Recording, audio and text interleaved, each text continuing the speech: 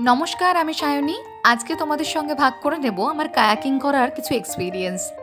South Goa গিয়ে কোলা বিচে আমি প্রথমবার এই কায়াকিংটা করলাম। সিদ্ধার্থ এর আগে এই কায়াকিং বহুবার করলেও আমি কোনোদিনই ভয়ে জলে নামতে পারিনি।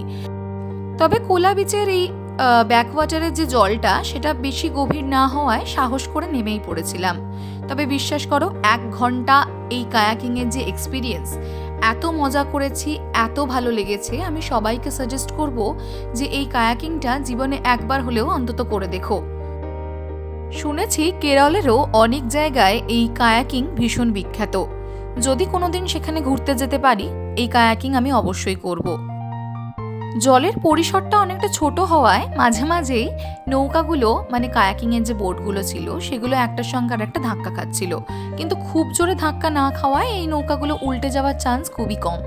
ভীষণ ভালো লাগবে আর ভীষণ মজার একটা এক্সপিরিয়েন্স হবে যদি এই অ্যাক্টিভিটিটা কোনোদিন করো। অনেক জায়গাতেই এই কায়াকিংয়ের অভিজ্ঞতা সঞ্চয়ের সুযোগ থাকে।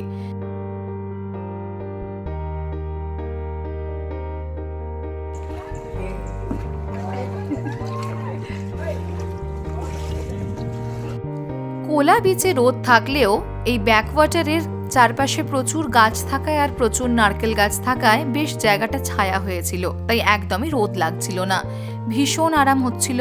আর এই জলটা সিদ্ধার্থ খেয়ে বলল একদম আমরা যে পানীয় জল পান করি সেই জলের মতোই মিষ্টি জল, তাই ভীষণ স্বচ্ছ ছিল জলটা, আর খুব পরিষ্কার। বেশ 1 ঘন্টা এই কায়াক বোট চালিয়ে তারপর আমরা উঠে পড়েছিলাম, কিন্তু ওঠার আগে পোজ দিয়ে বেশ কয়েকটা ছবি তুলে নিয়েছিলাম। কে জানে কবে আবার সুযোগ হবে। আজকে আমার কায়াকিংয়ের এক্সপিরিয়েন্স এতটাই। আজকের গল্প এতটুকুই বললাম। এরপর দেখা হবে নতুন কোনো ভিডিওতে, নতুন কোনো গল্পে। ততক্ষণের জন্য টাটা।